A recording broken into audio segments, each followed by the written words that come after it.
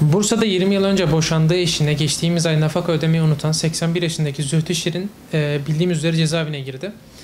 Avustralya'da yaşayan eski eşinin şikayeti sonucunda cezaevine girmiş ve iki tarafın da ekonomik durumu araştırılmadan doğrudan yaşı bir hayli ilerlemiş olan Zühtü Şirin hapse mahkum edilmiştir. Buna ilişkin hem günümüzde şu an güncel olan Medeni Kanunumuz hem de eski Medeni Kanunumuzu incelemenin faydalı olacak kanaatindeyim. Yoksulluk nafakasını düzenleyen Türk Medeni Kanunu'nun 175. maddesinde boşanma yüzünden yoksulluğa düşecek taraf kusuru daha ağır olmamak koşuluyla geçimi için diğer taraftan mali gücü oranında süresiz olarak nafaka isteyebilir denilmektedir.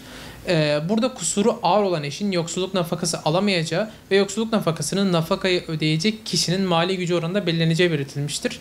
Eski Medeni Kanun'da yer alan nafakaya ilişkin 144. madde hükmünde ise kabahatsiz olan karı yahut koca boşanma neticesi olarak büyük bir yoksulluğa düşerse diğeri boşanmaya sebebiyet vermemiş olsa dahi kudretiyle mütenasip bir surette bir sene müddetle nafaka itasına mahkum edilebilir denilmektedir. Bizce eski Medeni Kanun hükmü olay bazında tabii tekrardan değerlendirilmesi kaydına düşmemiz lazım. Burada düşerek daha makul bir hükümdür. Yeni Medeni Kanunumuzda yer alan hüküm ne kadar yoksul kalan eşin maddi durumunu korumaya ve düzeltmeye yönelik olsa da bu durum yaşanılan olaydaki gibi mağduriyetlere yol açmaktadır. Yoksulluk nafakasının en önemli unsurlarından biri eşler arasında bunun orantısının sağlanmasıdır. Nitekim daha önce duymuş olduğumuz emekli Adem Boyacı örneğini verecek olursak 1500 lira emekli maaş alan Adem Boyacı 2000 lira nafaka ödemek zorunda bırakılmıştı. Adem Boyacı'nın çalışmadığını da biz biliyoruz. Bu tarz durumlara ilişkin duymadığımız belki birçok sorun ve problem var.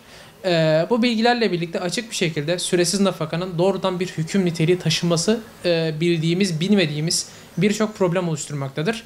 Bu sebepten ötürü kanaatimizce kanuni düzenlemenin revize edilmesi ve bunun da kişilerin ekonomik doğrultusunda sürekli bir denetime tabi tutulması gerekmektedir. Bu nedenden ötürü ise Zühtü Şirin isimli amcamızın sadece nafakasını ödemedi veya ödeyemedi diye hapse atılması hukuka, hakka ve hakkaniyete son derece aykırıdır.